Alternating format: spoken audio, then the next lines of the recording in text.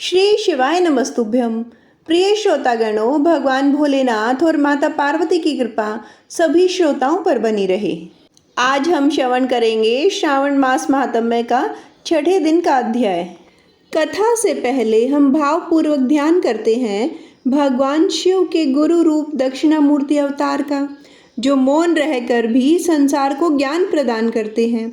और उनके साथ साथ माता पार्वती का हम प्रार्थना करते हैं, हे भगवान, हमारे भीतर ज्ञान का दीपक जलाएं, हमें ऐसा विवेक दें जो हम मोह, भ्रम और विकारों से मुक्त हो सके।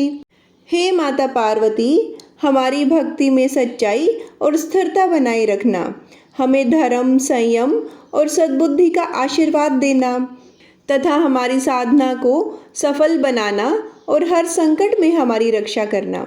अगर पूजा में हमसे कोई त्रुटि हो गई हो या कोई कमी रह जाए तो उसके लिए हमें क्षमा करना।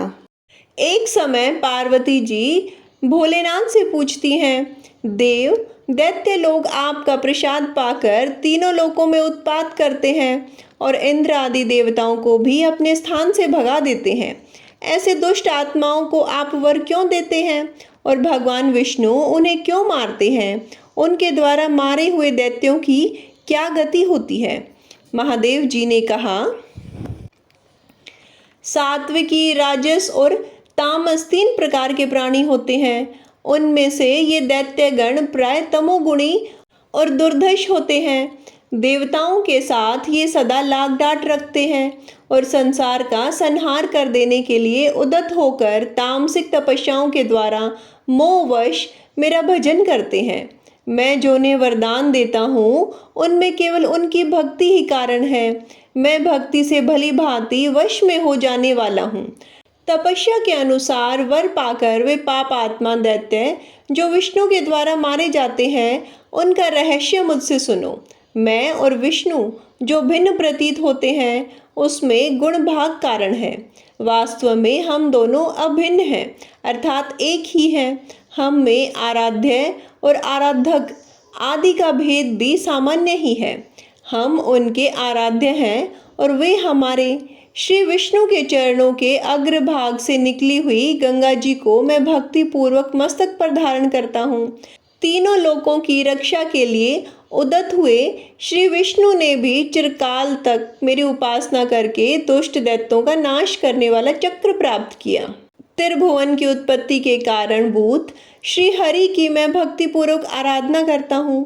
इसी प्रकार श्री हरि भी मेरी आज्ञा शिरोधार्य करके अजन्मा होते हुए भी जन्म लेकर संपूर्ण जगत की रक्षा करते हैं। हिरण्यकश्यपु दैत्य का वध करने के लिए नरसिंह शरीर धारण करने वाले श्री हरि को मैंने ही शांत किया। इसी प्रकार बाणासुर की रक्षा के लिए त्रिशूल उठाने वाले मुझ शंकर को मनुष्य अवतार में स्थित होते हुए भी श्री हरि ने लीला पूर्वक स्तब्ध कर दिया था। मेरी महिमा और प्रभाव को बढ़ाते हुए मेरे प्रभु भगवान विष्णु नित्य मेरी सेवा करते हैं तथा मैं भी अनादि अनंत परमात्मा श्री हरि का ध्यान योग और समाधि में चिंतन करता हूँ। इस प्रकार उनका और मेरा भेद वास्तविक नहीं है। मूढ़ मनुष्य ही हम दोनों में भेद और न्यूनता अधिकता का आरोप करते हैं। मैं ही विष्णु रूप धारण करके दुष्टों का संहार करता हूँ। वे दैत्य हम दोनों के प्रभाव से निष्पाप होकर मुक्ति के लिए ब्रह्म ऋषियों के कुल में जन्म लेते हैं। ब्रह्मचार्य के पश्चात पाशुपात योग का आश्रय ले पूर्व जन्म के संस्कार से वे फिर मेरी उपासना करते हैं, मेरे लिंगों का पूजन करते हैं। सदा एकमात्र मुझ में ही चित्त लगाए हुए मेरे ध्यान में दृढ़ता पूर्वक स्थिर रहते हैं। जो संपूर्ण जगत की अधीश्वरी तुम पार्वती की भी वंदना करते हैं, उन्हें देह त्याग के पश्चात मैं सारूप्य तथा सालोक्य मुक्ति देता हूँ। धर्मशास्त्र के अनुकूल आचरण के कारण वे साधु पुरुषों और मुनियों द्वारा निंदित नहीं होते। तीर्थ यात्रा के प्रसंग से वे ब्राह्मण लोग जब यहाँ आते हैं तब मैं उन्हें अपने स्थान पर ले आता हूँ और तुम उन भोजनार्थी तपस्वियों को नाना प्रकार के उपहारों से तृप्त करती हो। फिर वे सब धर्मों में तत्पर होकर श्री सोमेश्वर देव की पूजा करते हैं और शरीर का अंत होने पर परम दुर्लभ मोक्ष प्राप्त कर लेते हैं। ब्राह्मण लोग कहते हैं, चंद्रदेव पार्वती जी के पूछने पर भगवान शिव ने यही कहा था। वही देवऋषि नारद ने दोनों का वह सब संवाद सुनाया और कथा गोष्ठी में हमारे पूछने पर वह सब वृतांत बतलाया। ब्राह्मणों के यूं कहने पर सोमदेव प्रसन्न होकर अपने लोक को चले गए और उनकी आज्ञा से वे ब्राह्मण भी सोमेश्वर देव की यथावत पूजा करते हैं। जिस मनुष्य ने सोमवार से लेकर 8 दिनों तक सोमेश्वर देव का पूजन किया है, उसने सब प्रकार के दान और संपूर्ण महाव्रतों का अनुष्ठान कर लिया। महादेव जी कहते हैं, पार्वती, कैलाश के उत्तर निषद पर्वत के शिखर पर स्वयंप्रभा नामक एक विशाल पुरी है। उसमें धनवाहन नाम के एक गंधर्व राज करते थे। उनकी स्त्री बड़ी मनोहर थी। उसके साथ रहकर वे वहां दिव्य भोगों का उपभोग करते थे। समय अनुसार उनके 8 पुत्र हुए। पुत्रों के बाद एक कन्या उत्पन्न हुई जिसका नाम गंधर्व सेना था। वह पिता की आज्ञा से बहुत सी कन्याओं के साथ भांति भांति के वृक्षों, लताओं, फूलों और फलों से सुशोभित सुंदर उद्यान में खेला करती थी। एक दिन खेलती हुई उस कन्या को देखकर उसकी माता ने पति से कहा, स्वामिन, बंधु बांधवों सहित आपका तथा मेरा भी जीवन व्यर्थ है, जिसके घर में इतनी बड़ी कन्या अभी तक अविवाहिता है। पत्नी के यूं कहने पर गंधर्वराज ने कहा, देवी, मैं पुत्री के लिए सुंदर वर की खोज करता हूँ। यूं कहकर धनवाहन ने पुत्री को पुकारा। माता पिता के बुलाने पर गंधर्व सेना तुरंत वहां आई और उनके चरणों में प्रणाम करके बोली, पिताजी, क्या आज्ञा है? धनवाहन ने प्रसन्न होकर कहा, बेटी, तुम्हें जो कोई वर पसंद हो उसे बताओ, मैं उसी गंधर्व शिरोमणि के साथ तुम्हारा विवाह कर दूंगा। पिता के यूं कहने पर कन्या ने कहा, क्या तीनों लोकों में मेरे रूप के करोड़वें अंश की बराबरी करने वाला कोई है? उसकी यह अद्भुत बात सुनकर माता पिता भौचक्के से रह गए और आपस में बोले, पुत्री ने यह अच्छी बात नहीं कही। गंधर्व सेना उस विशाल उद्यान में पूर्ववत सखियों के साथ खेलने लगी। वसंत का समय था। वह झूला झूल रही थी। उसी समय गणनायक शिखंडी दिव्य विमान पर बैठकर वहां आ पहुंचे। उसने आकाश से ही उस कन्या को देखा। मध्याह्न संध्या का समय था। वह विमान से उतरा और उसी उद्यान में ठहर गया। उसी समय उसने गंधर्व कन्या के मुख से यह वचन सुना, संसार में कोई देवता अथवा दानव मेरे रूप के करोड़वें अंश के भी बराबर नहीं है। तब गणनायक ने अहंकार से भरी हुई उस कन्या को शाप दे दिया, तुम रूप के अभिमान में गंधर्वों और देवताओं का तिरस्कार करती हो, अतः तुम्हारे शरीर में कोढ़ हो जाए। यह शाप सुनकर वह कन्या भयभीत हो गई और साष्टांग प्रणाम करके दया की भीख मांगने लगी। उसकी विनय से गणनायक को दया आ गई और उसने कहा, यह तुम्हारे अहंकार का फल है, इसलिए अहंकार कभी नहीं करना चाहिए। हिमालय के वन में गोश्रंग नामक एक श्रेष्ठ मुनि रहते हैं, वे तुम्हारा उपकार करेंगे। यूं कहकर गणनायक चला गया। गंधर्व सेना उस सुंदर वन को छोड़कर पिता के समीप आई और कुष्ठ होने का सब कारण कह सुनाया। यह सुनकर उसके माता पिता शोक से संतप्त हो उठे और पुत्री को साथ ले तुरंत ही हिमालय पर्वत पर आई। वहां उन्होंने गोश्रंग ऋषि के आश्रम को देखा। मुनिवर गोश्रंग आश्रम के भीतर बैठे थे। उनका दर्शन करके स्तुति प्रणाम करने के अनंतर वे दोनों गंधर्व दंपति उनके आगे भूमि पर बैठे। मुनि के पूछने पर गंधर्व राज ने कहा, मेरी कन्या का शरीर कुष्ठ रोग से पीड़ित है, जिससे उसकी शांति हो वह उपाय बताइए। गोश्रंग जी बोले, भारतवर्ष में समुद्र के समीप सर्वदेव वंदित भगवान सोमनाथ विराजमान है।